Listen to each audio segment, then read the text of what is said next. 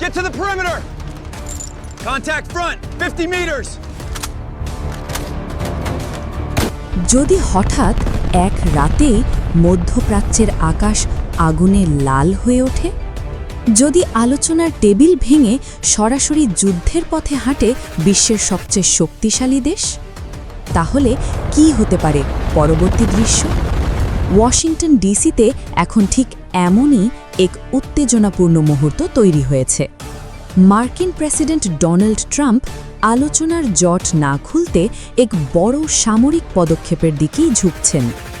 এই পরিকল্পনার কেন্দ্রে রয়েছে যুক্তরাষ্ট্রের সেন্ট্রাল কমান্ড সেনকম। তাদের পক্ষ থেকে ইতোমধ্যেই তৈরি হয়েছে এক সংক্ষিপ্ত কিন্তু বিধ্বংসী বিমান হামলার খসড়া।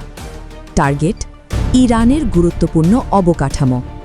কিন্তু প্রশ্ন হল, এটা কি শুধুই চাপ তৈরি করার কৌশল, নাকি সত্যিই আসছে নতুন যুদ্ধ?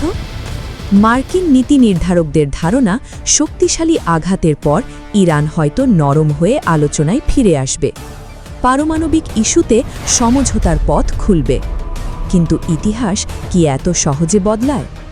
এদিকে আলোচনায় উঠে এসেছে আরেকটি ভয়ঙ্কর সম্ভাবনা, হরমুজ প্রণালী, বিশ্বের সবচেয়ে গুরুত্বপূর্ণ বাণিজ্যিক সমুদ্রপথগুলোর একটি। পরিকল্পনা আছে এই পথের একটি অংশ সরাসরি নিয়ন্ত্রণে নেওয়ার। ভাবুন একবার, যদি এই পথ বন্ধ হয়ে যায়, তাহলে বৈশ্বিক অর্থনীতি কতটা কেঁপে উঠতে পারে? শুধু তাই নয়, প্রয়োজনে স্থলবাহিনী নামানোর কথাও ভাবা হচ্ছে। এমনকি ইরানের হাতে থাকা উচ্চ সমৃদ্ধ ইউরেনিয়াম জব্দ করতে বিশেষ বাহিনীর গোপন অভিযানের বিষয়টিও আলোচনায় রয়েছে। তবে ট্রাম্প নিজেই ইঙ্গিত দিয়েছেন অন্য এক কৌশলের দিকে, নৌ অবরোধ। তার মতে অবরোধ অনেক সময় বোমা থেকেও বেশি কার্যকর। এ যেন এক নিঃশব্দ চাপ, যা ধীরে ধীরে শ্বাসরোধ করে প্রতিপক্ষকে। কিন্তু যদি ইরান মাথা নত না করে, তাহলে কি সত্যিই শুরু হবে নতুন এক আগুনের খেলা?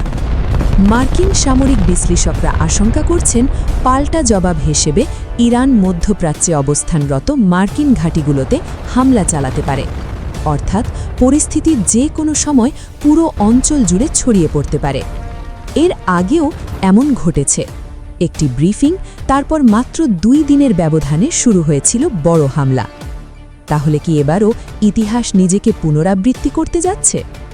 বিশ্ব এখন তাকিয়ে আছে একটি সিদ্ধান্তের দিকে, একটি নির্দেশনা যা হয়তো যুদ্ধ থামাবে, অথবা আরও বড় যুদ্ধের দরজা খুলে দেবে। শেষ পর্যন্ত প্রশ্ন একটাই, এটা কি কৌশল, নাকি আসন্ন ঝড়ের পূর্বাভাস?